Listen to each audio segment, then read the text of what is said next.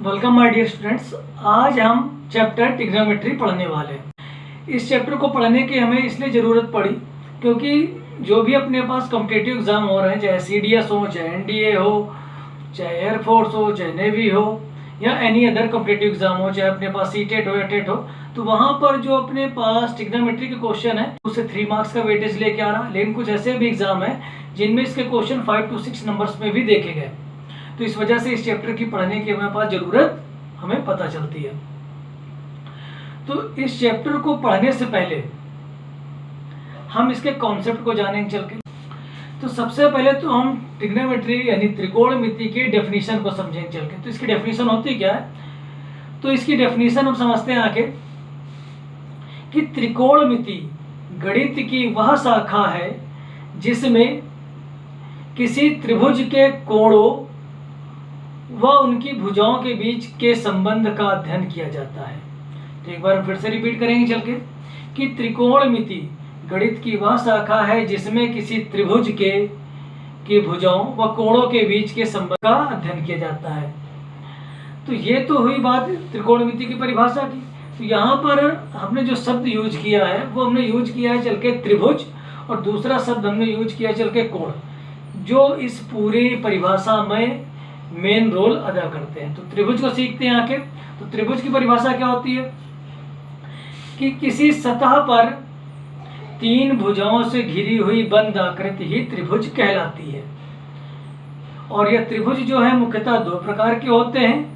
पहला अपने पास जो त्रिभुज है वो भुजाओं पर आधारित होता है, और दूसरा त्रिभुज जो है वो एंगल पर यानी कोणों पर आधारित होता है। जो त्रिभुज अपने पास भुजाओं पर आधारित होता है वह 3 प्रकार का होता है, और जो त्रिभुज कोणों पर आधारित होता है वह भी 3 प्रकार का होता है। तो भुजाओं पर आधारित 3 प्रकार देखेंगे चल के। तो वहां पर अपने पास पहला आता है समबाहु त्रिभुज, दूसरा अपने पास समद्विबाहु त्रिभुज, और तीसरा अपने पास आता है विषमबाहु त्रिभुज। जैसा कि इनके नाम से पता चलता है, समबाहु त्रिभुज जिस त्रिभुज की तीनों भुजाएं बराबर हो, प्रत्येक कोण 60 अंश का हो, वह समबाहु त्रिभुज होता है। समद्विबाहु त्रिभुज के पास आते हैं तो वह त्रिभुज जिसकी 2 भुजाएं बराबर हो समद्विबाहु त्रिभुज कहलाता है। और विषमबाहु त्रिभुज वह त्रिभुज जिसकी तीनों भुजाएं बराबर न हो, इन तीनों भुजाएं अलग अलग हो, वह विषमबाहु त्रिभुज कहलाता है। अब हम बात करेंगे चल के कोणों पर आधारित त्रिभुज की। तो कोणों पर आधारित जो त्रिभुज है वह भी 3 प्रकार के होते हैं। पहला अपने पास न्यून कोण त्रिभुज, दूसरा अपने पास अधिक कोण त्रिभुज, और तीसरा अपने पास जो होता है समकोण त्रिभुज। न्यून कोण त्रिभुज में अपने पास 3 कोण होंगे, त्रिभुज में 3 भुजाएं होंगी तो 3 कोण होंगे, और जो कोण प्रत्येक कोण जो होगा वो 90 से कम का होगा, तो वो अपने पास बनेगा चल के न्यून कोण त्रिभुज। और जब अपने पास कोई एक कोण जो है 90 से अधिक होगा तो वो अधिक कोण त्रिभुज बन जाएगा। और जब अपने पास कोई त्रिभुज के तीनों कोणों में से कोई एक कोण 90 डिग्री का होगा तो वो अपने पास समकोण त्रिभुज बनेगा चल के। जब हम त्रिकोणमिति की परिभाषा की बात कर रहे थे तो वहां पर हमने बोला था कि त्रिकोणमिति गणित की वह शाखा है जिसके अंतर्गत हम त्रिभुज की भुजाओं और कोणों के बीच के संबंध का अध्ययन करते हैं। तो अब यहाँ पर एक दूसरा शब्द हमने यूज किया था कोण।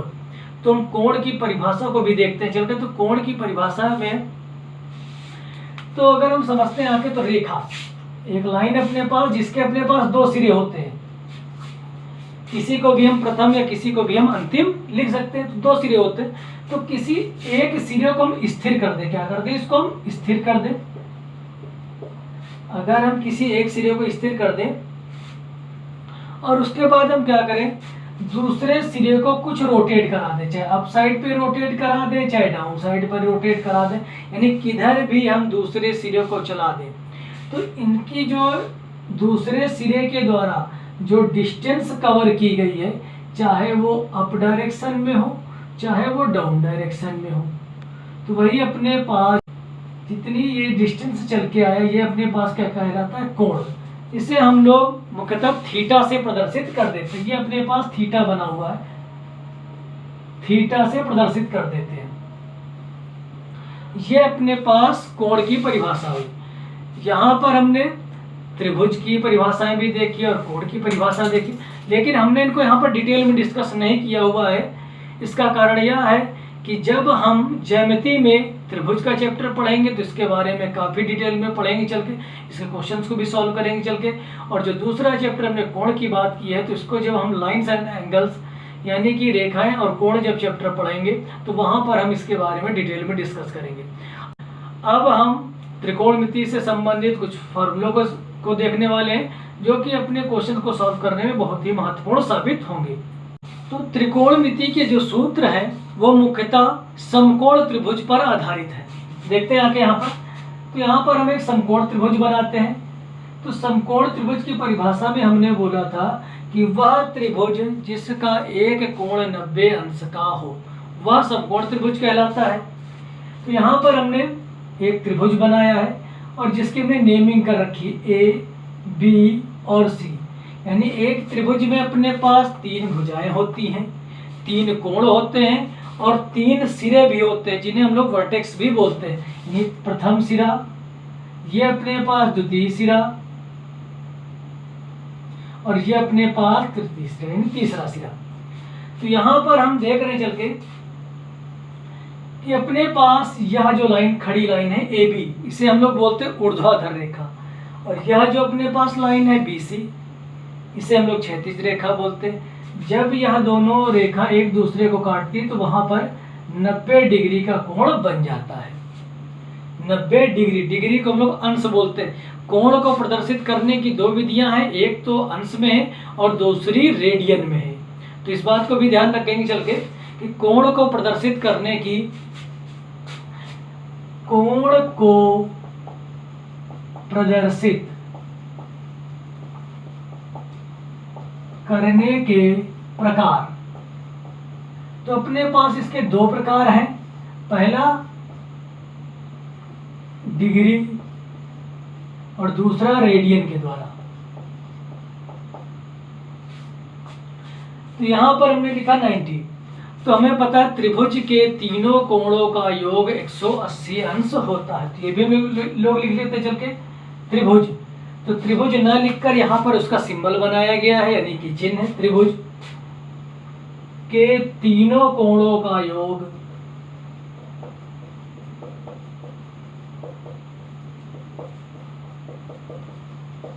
180 अंश, यानी ये डिग्री है अपने पास ये बनी हुई है। डिग्री को अंश भी बोला जाता है, 180 डिग्री होता है।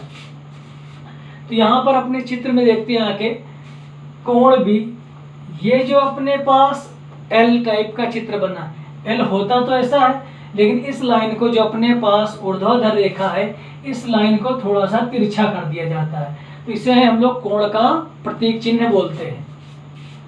कोण बी बराबर यहाँ पर 90 डिग्री लिखा है। इसको लिखने का एक तरीका और भी है, वो भी हम सीखते चल के।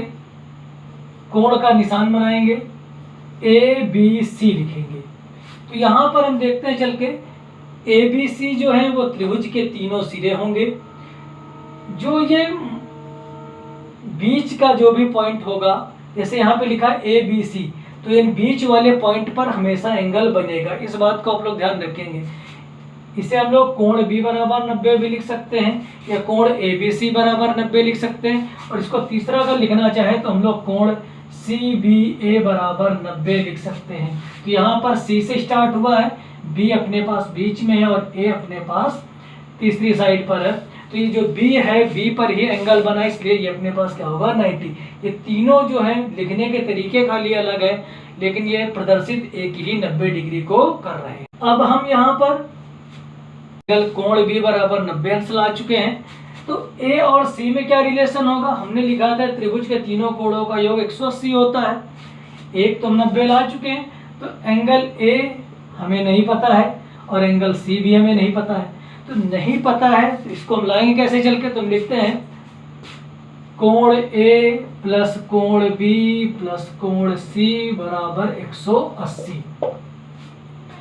ए का मान हमें नहीं मालूम है, लिखा रहने देंगे। बी हमारे पास कितना है 90 डिग्री और सी भी हमको नहीं पता है, हमने इसको नहीं लिखा। और 180 90 का पक्षांतर करके हम दाएं पक्ष पर ले जा रहे हैं।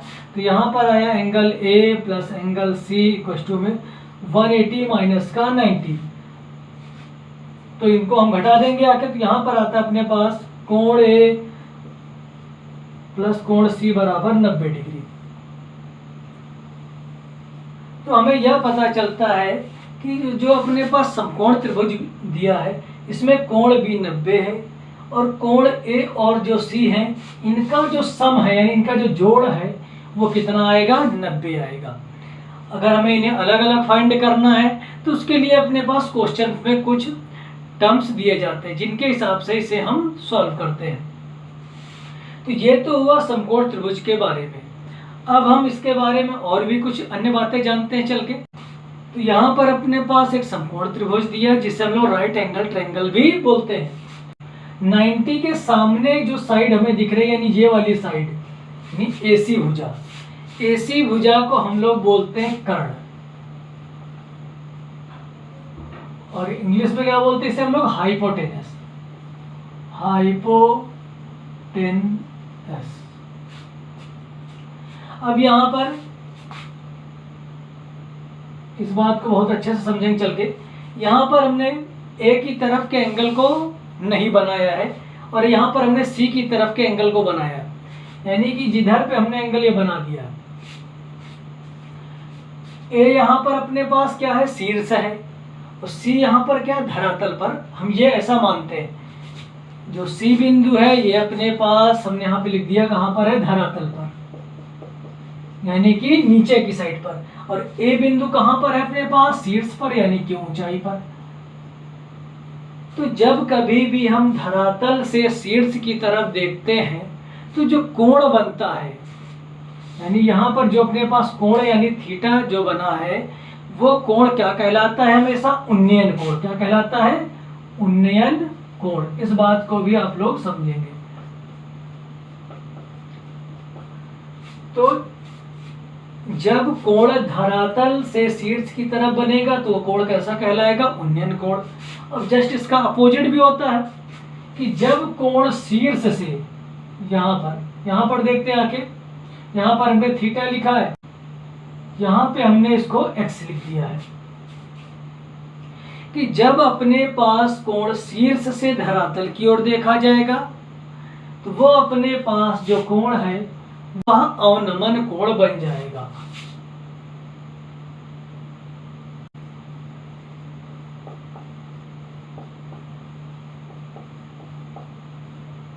यानी कि समकोण त्रिभुज में जो अपने पास बड़ी भुजा थी वो कर्ण कहलाई है, और जो बाकी की दो भुजा इनको देखते हैं चल के।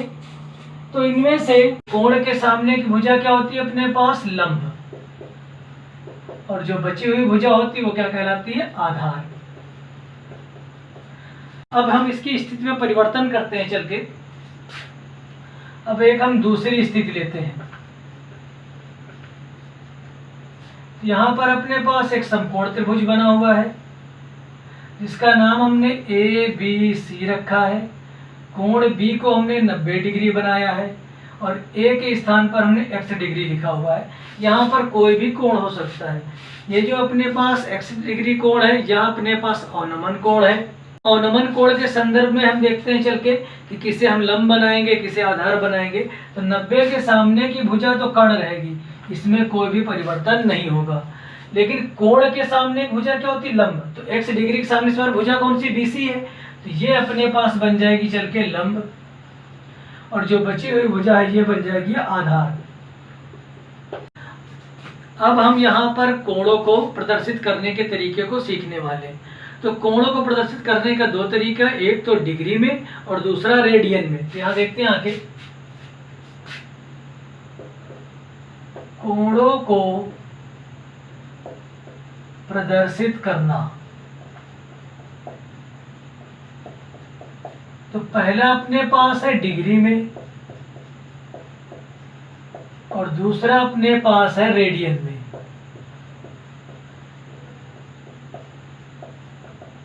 यहां पर हमसे प्रश्न पूछा जाता है 60 डिग्री कोण को रेडियन में बदलिए।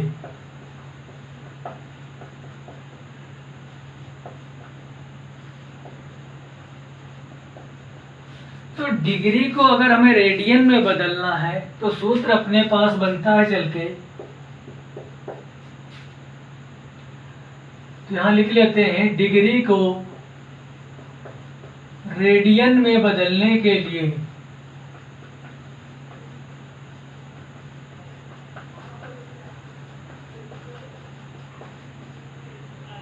पाई बटे 180 से गुणा करते हैं।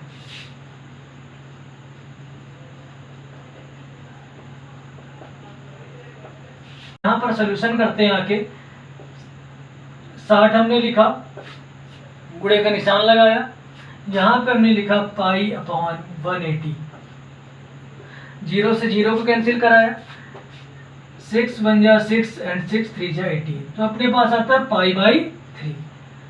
पाई बाई 3 है, ये अपने पास कन्वर्ट हो चुका है रेडियन में, यानी कि रेडियन में बदल चुका है, और यही अपने पास आंसर बन जाता है। अब इसका हम एक सेकंड क्वेश्चन देखेंगे चल के, जिसमें हम क्या करने वाले हैं, रेडियन को डिग्री में बदलने वाले हैं। तो देखते हैं अपने पास क्वेश्चन। तो यहाँ पर अपने पास क्वेश्चन है पाई बाई 3 को डिग्री में बदलिए।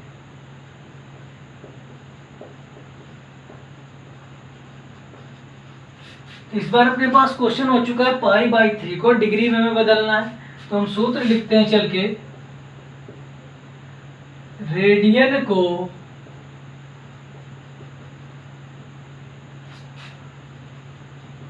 डिग्री में बदलने के लिए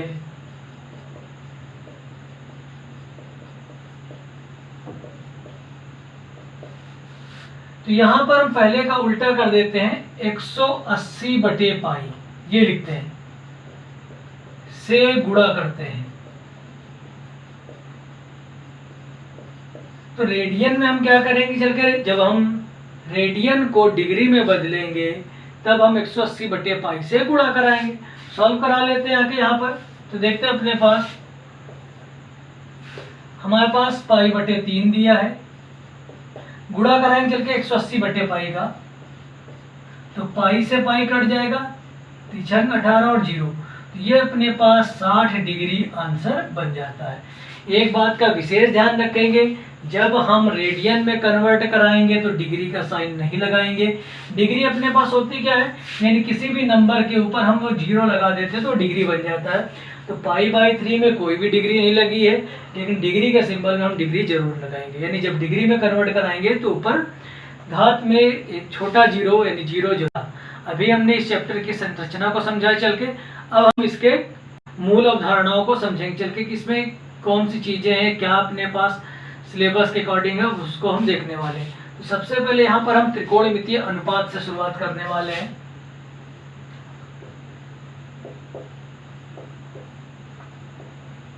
त्रिकोणमितीय अनुपात, इंग्लिश में हम लोग इसको ट्रिग्नोमेट्रिक रेशन भी बोलते हैं या रेशियो भी बोलते हैं। तो सबसे पहले अपने पास साइन आता है, साइन की स्पेलिंग अपने पास SINE होती है, लेकिन जो लिखा जाता है वो साइन SIN। साइन को हिंदी में हम लोग ज्या बोलते हैं। और दूसरा अपने पास कॉस आता है, कॉस को फुल स्पेलिंग कोसाइन होती है, और इसे हम लोग हिंदी में कोज्या बोलते हैं। और उसके बाद अपने पास टेन आता है, टेन का जो पूरा नाम है वो टेंजेंट होता है, यानी स्पर्शज्या।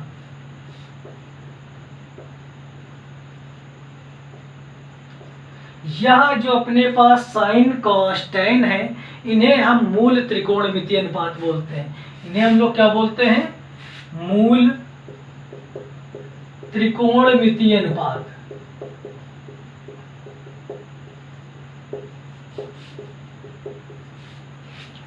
ये अपने पास यानी कि फंडामेंटल ट्रिग्नोमेट्रिक रेशन है। अब इनसे अपने पास जो है ड्राइव्ड ट्रिग्नोमेट्रिक रेशन बने। ड्राइव्ड ट्रिग्नोमेट्रिक रेशन का मतलब होता है इनसे जो परिवर्तित रूप बने हैं। तो वो देखते चल के अपने पास क्या है, साइन से बना है चल के अपने पास कॉसेक। क्या बना है अपने पास, साइन का जो रिवर्स होता है, जो उल्टा होता है, वो होता है कॉसेक, और कॉस का रिवर्स अपने पास क्या होता है, सेक, और टेन का रिवर्स होता है अपने पास कॉट। तो यहाँ पर हमने देखा चल के कि अपने पास तीन मूल त्रिकोणमितीय अनुपात है, जिनके नाम है साइन, दूसरे का नाम है कॉस और तीसरे का नाम है टेन। और इनके जो रिवर्स हैं, यानी कि जो अन्य त्रिकोणमितीय अनुपात हैं, वो है अपने पास साइन का उल्टा होता है कॉसेक, कॉस का उल्टा होता है सेक, और टेन का उल्टा होता है कॉट, COT, कॉट। तो इस प्रकार से हम देखते हैं चल के कि अपने पास जो त्रिकोणमितीय अनुपातों की संख्या है वो है 6। तो लिखते हैं आगे यहाँ पर, अतः त्रिकोणमितीय अनुपात अपने पास कितने, 6। तो एक बार फिर से इनकी हम नेमिंग कर लेते हैं चल के, साइन, कॉस, टेन। अब यहां से हम टेन का उल्टा लिखने वाले हैं, तो कॉट, कॉस का उल्टा सेक, और साइन का उल्टा कॉसेक। तो यानी साइन कॉसेक से रिलेटेड है, कॉस सेक से रिलेटेड है, और टेन का कॉट से रिलेशन है। तो हम ये बातें ध्यान रखें चल के। अब हम क्या करने वाले हैं, अब हम इनको कोण के सापेक्ष देखने वाले हैं, यानी जो साइन, कॉस, टेन, कॉट, सेक, कॉसेक है, अभी ये अपने पास क्या थे, पृथक पृथक रूप से थे। अब हम क्या करेंगे, इन त्रिकोणमितीय अनुपातों को कोण के साथ संबंधित करेंगे चल के। तो देखते हैं अपने पास क्या बनता है यहाँ पर। तो अब हम त्रिकोणमितीय अनुपातों का कोणों और भुजाओं के साथ संबंध देखने वाले हैं। तो अपने इस रिलेशन को समझने के लिए हमें यहाँ पर एक समकोण त्रिभुज बनाना होगा। तो हम बना लेते हैं चल के एक समकोण त्रिभुज। हमने इसकी नेमिंग कर ली चल के PQR, और Q पर हमने 90 डिग्री बना लिया है। और यहाँ पर हम करने वाले कि 90 के सामने की जो भुजा होती है, हम लोग इसे क्या कहते हैं, कर्ण कहते हैं। और यहाँ पर अपने पास दो तरीके हैं, या तो हम उन्नयन कोण को लें या फिर हम अवनमन कोण को लें। तो यहाँ पर हम उन्नयन कोण को प्रिफर करेंगे चल के, यानी उन्नयन कोण को यहाँ पर हम लेने वाले हैं। तो इसके लिए हमने यहाँ पर R पर थीटा डिग्री कोण बना दिया है। तो जैसे हमने यहाँ पर R बनाया है चल के, तो कोण के सामने भुजा अपने पास क्या कहलाती है, लंब। तो ये अपने पास लंब हो जाएगी चल के, और जो बची हुई भुजा है ये आधार हो जाएगी। अब यहाँ पर एक हम ट्रिक का इस्तेमाल करेंगे चल के, जिससे आप लोगों को समझने में बहुत ज़्यादा आसानी होगी। और जिन बच्चों ने इसे पढ़ रखा है तो वो तो इसे पहले से जानते, लेकिन जिन्होंने इसको नहीं पढ़ा हुआ है, ये उनके लिए बहुत ज़्यादा बेनिफिशियल होगी। तो कर्ण को हम लोग, यानी कर्ण की अगर हम स्पेलिंग लिखेंगे चल के, तो हम के से स्टार्ट करेंगे। वैसे कर्ण की स्पेलिंग जो होती है इंग्लिश में वो हाइपोटेनस होती है, लेकिन कर्ण को यहाँ पर हम के से रिप्रेजेंट कराएंगे चल के। आधार को यहाँ पर हम ए से रिप्रेजेंट कराएंगे, ए फॉर आधार। लंब को यहाँ पर हम एल से रिप्रेजेंट कराएंगे। तो यहाँ पर हमने कर्ण को के से रिप्रेजेंट कराया है, आधार को ए से रिप्रेजेंट कराया है, और लंब को हमने एल से रिप्रेजेंट कराया है। और यहाँ पर हमें पता है कि अपने पास 6 त्रिकोणमितीय अनुपात थे, और उनको हम कोण के संबंध और भुजाओं के संबंध में दर्शाने वाले हैं। यहाँ पर सबसे पहले हम लिखेंगे चल के साइन, साइन के बाद हम थीटा बना देंगे और इक्वल का साइन दे देंगे। उसके बाद हम यहाँ पर थोड़ा सा गैप करेंगे, फिर हम कॉस थीटा लिखने वाले हैं, फिर हम यहाँ पर टेन थीटा लिख लेंगे चल के। अब यहाँ पर जो हमने ये लिखा है कि कर्ण को के लिखा है, आधार को ए लिखा है, और लंब को एल लिखा है, ये क्यों लिखा है चल के, तो यहाँ पर हम आते हैं। तो एक ट्रिक है अपने पास जिसका नाम है लाल अपॉन, यानी बटे का निशान, और यहाँ पर कक्का के ए। तो अपने पास ये ट्रिक है लाल बटे कक्का, LAL लाल, के ए, लाल बटे कक्का। अब हम क्या करेंगे, इनके बीच में छोटी सी लाइनें दे देंगे, जिससे हमें समझने में काफ़ी आसानी होगी। सबसे पहले हमने लिखा था साइन कॉस टेन, तो आप भी क्या करेंगे, यहाँ पर साइन लिख लेंगे ऊपर, यहाँ पर कॉस लिख लेंगे, और यहाँ पर टेन लिख लेंगे। अब आसान है, साइन का उल्टा हमने क्या बताया था, कॉसेक होता है। कॉस का उल्टा सेक होता है और टेन का उल्टा कॉट होता है। अपनी इस ट्रिक के हिसाब से यहाँ पर जो हमने ये 3 त्रिकोणमितीय अनुपात लिखे हैं, मूल त्रिकोणमितीय अनुपात, तो इनका हम मान लाते हैं चल के। तो यहाँ पे हमने लिखा साइन थीटा, तो साइन के हिसाब से देखेंगे चल के, तो साइन ऊपर लिखा है तो हम ऊपर से नीचे की तरफ बढ़ेंगे, तो साइन में क्या लिखा है L अपॉन के, ये जो छोटी लाइन है इसको हम लोग बटे के रूप में प्रयोग करेंगे। L अपॉन के नहीं, L बटे के। L का मतलब क्या है, यहाँ पर लंब है, और K का मतलब क्या है, कर्ण है। यहाँ पे हम लिख लेते हैं आके लंब बटे कर्ण, यानी कि लंब ये भुजा है और कर्ण भुजा है। प्रश्नानुसार यानी जो भी अपने पास अगर लंब का जो भी अपने पास मापांक दिया जाएगा, यानी लंब की जो भी लंबाई होगी वो यहाँ पे लिखी जाएगी, और कर्ण की जो भी लंबाई होगी वो यहाँ पे लिखी जाएगी। अब उसके बाद हम कॉस के पास आते हैं, कॉस थीटा। यहाँ पर हमने थीटा नहीं लिख रखा है क्योंकि सिर्फ हम आपको यहाँ पर भुजाओं से संबंधित दिखाना चाहते थे, और थीटा की प्लेस अपने पास उन्नयन कोण की प्लेस है, इसको हमने यहाँ पर त्रिकोणमितीय अनुपातों में दिखाया हुआ है। तो यहाँ पर जब हम कॉस की बात करते हैं आके, तो कॉस में अपने पास ऊपर से नीचे की तरफ बढ़ते हैं, तो ये अपने पास आधार है और नीचे कर्ण है, तो यहाँ पे लिखते हैं आके आधार बटे कर्ण। ए से मतलब आधार से है, ए का मतलब किसे, ए से आधार, एल से लंब, के से कर्ण। टेन की बात करते हैं तो टेन अपने पास ऊपर से नीचे की तरफ आते हैं, तो लंब बटे आधार।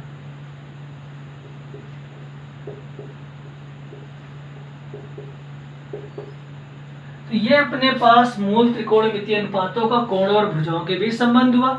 अब अपने पास 3 और भी संबंध है, तो उनको भी हम लोग कर लेते हैं चल के। तो टेन का उल्टा हमने बताया था कॉट, जब टेन का उल्टा कॉट होता है तो यहाँ पर भी ये उलट जाएगा, यहाँ पर हम लोग लिख लेंगे चल के आधार बटे लंब।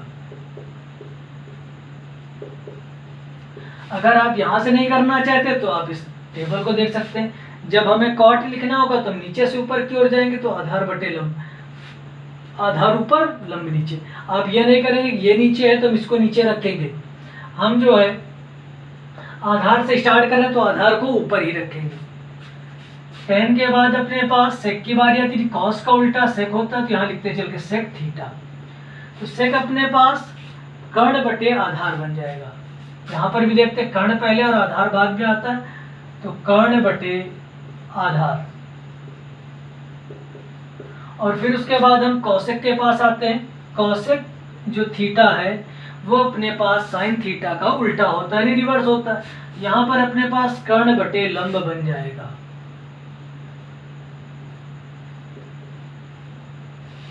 ये हमने त्रिकोणमितीय अनुपात सीखे चल के। अब हम त्रिकोणमितीय अनुपात का कोण और भुजाओं के बीच संबंध पर आधारित कुछ प्रश्नों को देखेंगे चल के। तो सबसे पहले यहाँ पर हम प्रश्न लिखने वाले हैं। ये अपने पास एक समकोण त्रिभुज है जिसका नाम हमने पी क्यू आर लिया है चल के। ये अपने पास 12 सेंटीमीटर की भुजा है, और ये अपने पास 5 सेंटीमीटर की भुजा है, और ये अपने पास 13 सेंटीमीटर की भुजा है। यानी कि कर्ण जो हमारा बनता है वो बना है चल के 13 सेंटीमीटर, और यहाँ पर हमने उन्नयन कोण जो है वो थीटा ले रखा है। थीटा के स्थान पर अपने पास कोई भी कोण आ सकता है, जैसे 0 डिग्री आ सकता है, 30 डिग्री आ सकता है, 60 डिग्री है, 90 डिग्री आ सकता है, 45 डिग्री आ सकता है, 120 आ सकता है, कोई भी कोण यहाँ पर आ सकते हैं। यहाँ पर हमने क्या लिखा, थीटा डिग्री, थीटा की बात होने वाली है। कर्ण अपने पास ये जो थीटा है ये उन्नयन कोण का काम करेगा। तो हमें पता है कि 90 के सामने की भुजा कर्ण होती है, कोण के सामने भुजा लंब होती है, और बची हुई भुजा आधार होती है। अभी हमने पढ़ रखा है। तो इसके हिसाब से हम क्या करेंगे, त्रिकोणमितीय अनुपातों को सेट करेंगे चल के। तो अभी हमने एक ट्रिक देखी थी जिसका नाम था लाल बटे कक्का। तो यहाँ पर हमें पता है कि ये के है, ये अपने पास कोण है थीटा, थीटा के सामने भुजा लंब होती है और बची हुई भुजा आधार होती है। यहाँ पे हम लिख लेते हैं आके लाल बटे कक्का। ये अपने पास साइन होता है, ये कॉस होता है, ये टैन होता है। साइन का उल्टा अपने पास कॉसेक होता है, कॉस का उल्टा सेक होता है और टैन का उल्टा अपने पास कॉट होता है। यहाँ पे हम लिखने वाले हैं साइन थीटा। तो साइन थीटा अपने पास बनता है लंब बटे कर्ण। एल अपॉन के हमने लिखा, एल फॉर लंब, के फॉर कर्ण। तो एल का मान यहाँ पर अपने पास कितना है 12। यहाँ पर अपने पास भुजाएं दी गई है तो भुजाओं का भी मापांक लिख लेंगे 12 और अपने पास कर्ण कितना दिया है 13। तो ये अपने पास आंसर बन जाता है कि साइन थीटा का मान आया है 12/13। अब यहाँ पर हम कॉस थीटा का मान लिखने वाले हैं। कॉस थीटा यहाँ पर बनता है आधार बटे कर्ण, यानी ऊपर से नीचे की ओर आते हैं तो ए अपॉन के लिखेंगे चल के। तो आधार अपने पास यहाँ पर है 5, ये अपने पास 5 दिया गया आधार है और कर्ण अपने पास है 13। तो कॉस थीटा का आंसर बनता है 5/13। अब हम टेन थीटा को लिखने वाले हैं। तो टेन अपने पास होता है लंब बटे आधार, एल अपॉन ए यहाँ पे लिखा होगा तो यहाँ लिखते हैं कि एल अपॉन ए। एल के स्थान पर यहाँ पे लिखा हुआ है 12 और ए के स्थान पर यहाँ लिखा हुआ है 5, तो ये बनता है 12/5। ये हमारा आंसर आ जाता है। अब यहाँ पर हम लिखने वाले हैं कॉट थीटा। कॉट को देखते चल के, तो ये अपने पास टेन का उल्टा होता है, यानी कि आधार बटे लंब बन जाएगा। ए अपॉन एल हमने लिखा, ए का मान यहाँ पर 5 दिया गया है और एल का मान यहाँ पर हमें 12 दिया गया है, तो 5/12 आंसर हमारा हो जाता है। अब हम कॉट के बाद सेक थीटा लाने वाले हैं। तो सेक जो थीटा है वो कॉस का उल्टा होता है, तो यहाँ पर बनता है अपने पास कर्ण बटे आधार।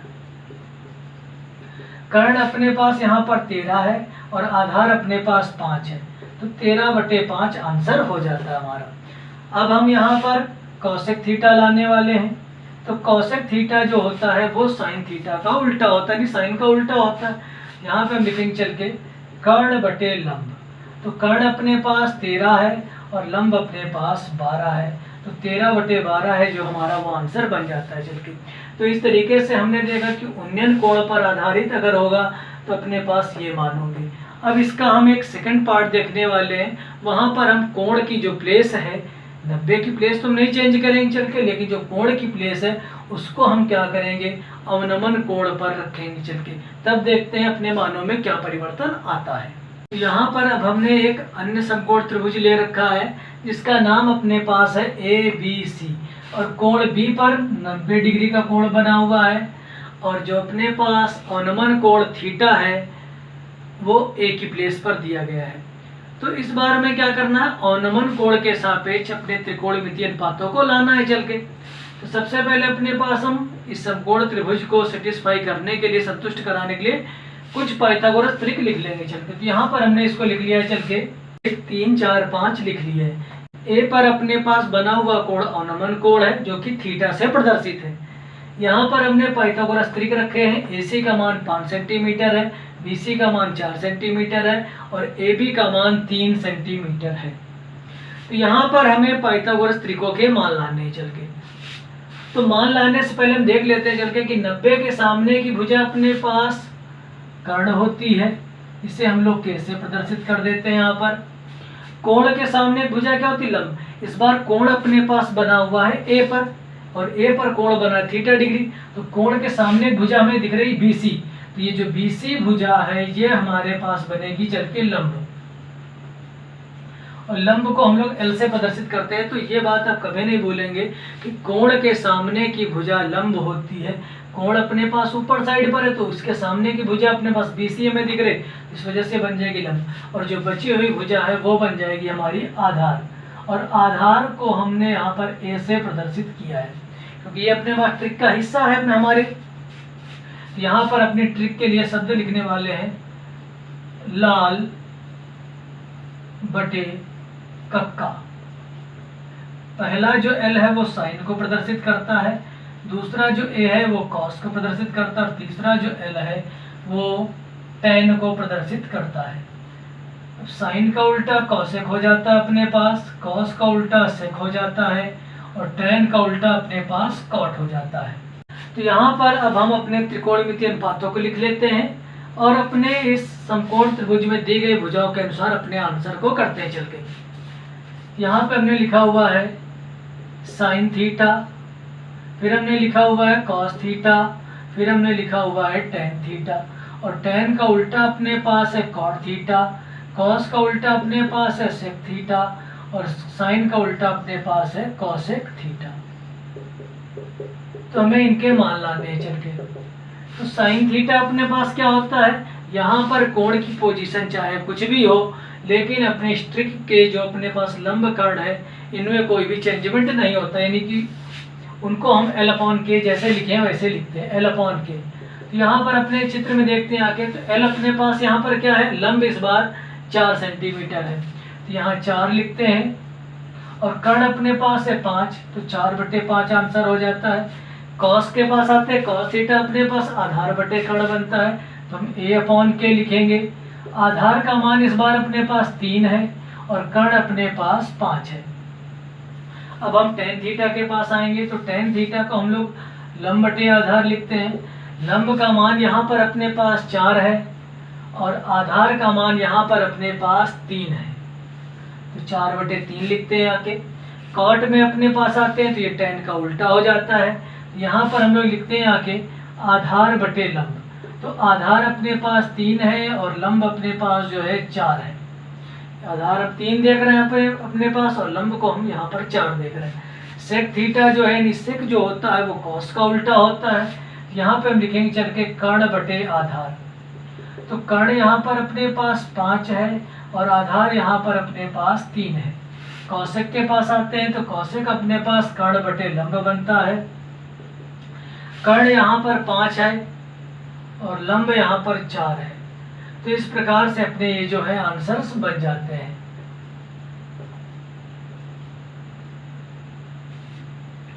ये हमने त्रिकोणमितीय अनुपातों का कोणों और भुजाओं में संबंध देखा है चल के। अब हम यहाँ पर त्रिकोणमितीय अनुपातों के मानों में परिवर्तन को जानने वाले हैं। देखते हैं यहाँ पर साइन थीटा। साइन जो है वो उल्टा होता है कॉसेक का, तो इसको हम लिखते हैं, और किसी भी नंबर को उल्टा लिखने के लिए हम लोग क्या कर देते हैं, 1 का सहारा लेते हैं। तो 1 कॉसेक थीटा। अगर साइन का मान कॉसेक के पदों में पूछा जाता है तो हम कहेंगे साइन थीटा जो होता है 1 कॉसेक थीटा के इक्वल होता है। अगर इसी को रिवर्स देखा जाए तो कॉसेक थीटा को अगर हम इधर भेज दें, साइन थीटा को नीचे लिया, तो ये अपने पास बन जाता है कि जो कॉसेक थीटा है वो 1 साइन थीटा का उल्टा होता है। तो यानी कि साइन और कॉसेक आपस में इंटरचेंज हो सकते हैं। अपने पास ये पहला है। उसके बाद हम यहाँ पे लिखेंगे चल के कॉस थीटा, COS लिखा हुआ है। कॉस थीटा जो है वो अपने पास सेक का अपोजिट होता है। यहाँ पे लिखते हैं चल के 1 सेक थीटा। तो यहाँ पर हम कॉस और सेक को भी इंटरचेंज कर सकते हैं, यानी कॉस की प्लेस पे सेक लिख सकते हैं और सेक की प्लेस पर कॉस। तो जब लिखेंगे चल के तो किस प्रकार लिखेंगे, यानी ऊपर हम सेक भेजेंगे चल के सेक थीटा और कॉस को सेक की प्लेस पे लाएंगे, तो 1 कॉस थीटा। तो आप लोग याद रखेंगे जहां अपने पास साइन थीटा लिखा हो वहां पर आप लोग 1 कॉसेक थीटा लिख सकते हैं, और जहां पर अपने पास 1 कॉसेक थीटा लिखा हो वहां पर हम लोग साइन थीटा लिख सकते हैं। अब यहाँ पर हम टेन थीटा को लिखने वाले हैं। टेन थीटा को हम लोग 1 कॉट थीटा लिख सकते हैं, और कॉट थीटा को हम लोग 1 टेन थीटा भी लिख सकते हैं। अब हम टेन के मान को साइन और कॉस के पदों में लिखने वाले हैं। तो ये भी बहुत इंपॉर्टेंट फॉर्मूला है, आप लोग इसे याद जरूर रखेंगे। यहाँ पे हम लिखने वाले हैं टेन के मान को साइन कॉस के पदों में लिखना।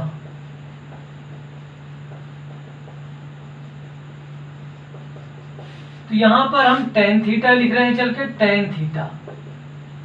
तो टेन थीटा को हम लोग लिख सकते हैं साइन थीटा बटे कॉस थीटा, यानी कि sine theta upon cos theta.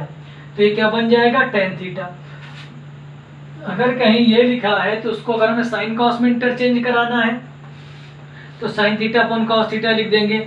अगर हमें कहीं ये लिखा मिल जाता है तो उसकी प्लेस में हम ये लिख सकते हैं। अब हमें पता है कि tan का उल्टा होता है कॉट, तो यहाँ पे हम लिखने वाले हैं अगर कॉट थीटा अपने पास आ जाए कॉट थीटा, तो जब ये इधर उल्टा हुआ है तो इधर भी उलट जाएगा, तो इसको हम लोग लिख देंगे चल के कॉस थीटा अपॉन में साइन थीटा। तो इन दो फार्मूलों को आप लोग और याद कर लेंगे कि tan थीटा को हम लोग sine theta upon cos theta लिखते हैं और कॉट थीटा को हम लोग cos theta upon sine theta लिखते हैं। अब हम त्रिकोणमितीय सर्व समीकरणों की बात करने वाले हैं। तो सर्व समीकरण होती क्या है? सर्व का मतलब सभी, सम का मतलब बराबर, क्रियाएं का मतलब होता है क्रियाएं, मतलब कि जिसकी जो क्रिया है वो हर जगह बराबर हो, यानी उसकी जो महत्ता है वो सर्वोपरि हो, मतलब कि वो हर जगह सत्य हो। यानी कि हम कह सकते हैं एक तरफ से वो फॉर्मूले होते हैं सर्व समीकरण। तो यहाँ पर देखते चल के अपने पास जो फंडामेंटल है यानी कि जो मूल सर्व समीकरण है वो 3 है। उन 3 को ही कई रूपों में परिवर्तित करके लगभग 15 फार्मूले बनाए गए हैं। तो देखते हैं आके यहाँ पर सबसे पहले यहाँ पर हमने लिखी चल के sine square theta plus cos square theta equal to में 1, यानी sine square theta plus cos square theta equal to में 1। ये अपने पास पहली सर्व समीकरण है। तो ये हम क्या करने वाले हैं, इस प्रथम सर्व समीकरण यानी कि अपने पास क्वेश्चन इस प्रकार से आता है कि sign square theta plus cos square theta का मान बताइए, तो आप क्या बताएंगे 1 होता है। यह सूत्र है। अब इस पर बेस अपने पास जो फार्मूले हैं, अब क्या किया गया है यहाँ पर बराबर के जो बाएं पक्ष पे लिखा है ये अपने पास LHS होता है, यानी कि लेफ्ट हैंड साइड यानी बायां पक्ष, और बराबर के जो दाहिनी तरफ लिखा है इसे हम लोग बोलते हैं RHS यानी राइट हैंड साइड यानी कि दायां पक्ष। तो LHS और RHS में हम यहाँ पर तुलना कराते हैं। चल के क्या तुलना है, तो साइन स्क्वायर थीटा को हमने LHS में ही रखा है और कॉस स्क्वायर थीटा को हमने RHS में भेज दिया, यानी पक्षांतर करा दिया है। तो यहाँ पर अपने पास आता है 1 अपनी जगह पे रहेगा, यहाँ पर कॉस स्क्वायर थीटा प्लस का है, ये जब उठ के उधर जा रहा तो ये माइनस का बन जाएगा, तो माइनस का कॉस स्क्वायर थीटा। अब उसके बाद हम दूसरे फार्मूले में क्या करेंगे, चल के कॉस स्क्वायर थीटा को बाएं पक्ष पे रखेंगे, 1 को अपनी जगह पे रखेंगे दाएं पक्ष पर, और साइन स्क्वायर थीटा जो बाएं पक्ष पर था उसको दाहिने पक्ष पर भेज देंगे। यहाँ पर ये प्लस का है, प्लस का जब कोई वैल्यू होती तो अब साइन नहीं लगाते स्टार्टिंग में, और ये उधर जाएगा तो माइनस का बन जाएगा साइन स्क्वायर थीटा। अब यहाँ पर ये अपने पास दो फार्मूले बन चुके हैं। चल के अगर साइन स्क्वायर थीटा का फार्मूला में लिखना है तो 1 माइनस कॉस स्क्वायर थीटा होता है, कॉस स्क्वायर थीटा का फार्मूला लिखना है तो 1 माइनस साइन स्क्वायर थीटा होता है। अब यहाँ पर हमें पता है, हम इस फार्मूले को देखने वाले हैं, साइन स्क्वायर यानी साइन के ऊपर अपने पास 2 घातें लगी यानी 2 पावर है, 2 पावर हम यहाँ से हटाएंगे यानी सिर्फ साइन थीटा, अगर जैसे इसको हम लिख दें तो यानी ये जो 2 पावर है दूसरी साइड पर जाएगी तो ये अंडर रूट बना देगा, यानी इस तरीके से 1 माइनस कॉस स्क्वायर थीटा। जब हम सेकंड पे आते हैं तो यहाँ पर अपने पास कॉस थीटा, स्क्वायर हटाएंगे तो इस साइड पर अपने पास रूट बना देगा चल के 1 माइनस का साइन स्क्वायर थीटा। तो हम देख रहे हैं चल के कि अपने पास एक आइडेंटिटी यानी एक सर्व समीकरण दी गई थी, इससे हमने 4 फार्मूले बना रखे हैं। साइन स्क्वायर थीटा का मान 1 माइनस कॉस स्क्वायर थीटा होता है, कॉस स्क्वायर थीटा का मान 1 माइनस साइन स्क्वायर थीटा होता है। अगर सिर्फ साइन थीटा लिखा हो तो इसे हम लोग under root 1 minus cos square theta लिख सकते हैं, और अगर कॉस थीटा लिखा हो तो इसे हम लोग under root 1 minus sine square theta भी लिख सकते हैं। अब हम दूसरी सर्व समीकरण की बात करेंगे चल के। यहाँ पर अपने पास जो दूसरी सर्व समीकरण है वह है sec square theta minus tan square theta equal to में 1। Sec square theta minus tan square theta बाएं पक्ष पर है और 1 अपने पास जो है वो दाहिने पक्ष पर है, यानी कि ये LHS का हिस्सा है और ये अपने पास RHS वाला हिस्सा है। तो यहाँ पर हम पक्षांतर कराने वाले हैं। तो एक बार हम क्या कराएंगे, सेक स्क्वायर थीटा को बाएं पक्ष पे रखेंगे और दाहिने पक्ष पर टेन स्क्वायर थीटा को भेज देंगे। यहाँ पर ये माइनस टेन स्क्वायर थीटा ये दाहिने पक्ष पर जाएगा तो प्लस का हो जाएगा, तो 1 प्लस टेन स्क्वायर थीटा। अब हम क्या करने वाले हैं, बाएं पक्ष पर टेन स्क्वायर थीटा को रोक लेंगे, तो यहाँ पे हमने माइनस टेन स्क्वायर थीटा लिखा हुआ है, इक्वल में ये हमने 1 और यहाँ पर हमने क्या किया सेक स्क्वायर थीटा को उधर भेजा चल के, तो माइनस का सेक स्क्वायर थीटा बन चुका है। अब हम यहाँ क्या कर रहे हैं, ये अपने पास बाहर माइनस लगा हुआ है तो ये ज़्यादा अपने पास सुटेबल नहीं है, तो हम क्या कर रहे हैं माइनस चिन्ह को दाहिनी तरफ पर भेज रहे हैं। तो यहाँ पर क्या परिवर्तन होगा चल के, टेन स्क्वायर थीटा इक्वल में जो प्लस का है वो माइनस का बन जाएगा और जो माइनस का है वो प्लस का आ जाएगा। तो प्लस की संख्या को हम पहले लिख देंगे चल के, सेक स्क्वायर थीटा को आगे लिख दिया है और 1 जो था वो माइनस का पीछे लिख दिया, यानी कि ये जो दो हैं अपने पास ये एक ही फार्मूले हैं। आप सिर्फ इस फार्मूले को याद रखेंगे। ये अपने पास जो है फर्स्ट वाले फार्मूले का सोल्यूशन यानी हल है, जिससे हमने ये रिजल्ट प्राप्त किया है। अब हम यहाँ पर क्या करेंगे चल के, अपने पास सेक स्क्वायर थीटा यहाँ पर बराबर की साइड पर दिया गया है, स्क्वायर हटाएंगे तो दूसरी साइड पर रूट लग जाएगा चल के। तो हम देखते हैं कि सेक थीटा का मान अपने पास under root 1 plus tan square theta आता है। इसी प्रकार से जब हम टेन थीटा से स्क्वायर को हटाते हैं तो ये अपने पास under root sec square theta minus का 1 बन जाता है चल के। अब हम थर्ड सर्वसमीका को देखेंगे चल के।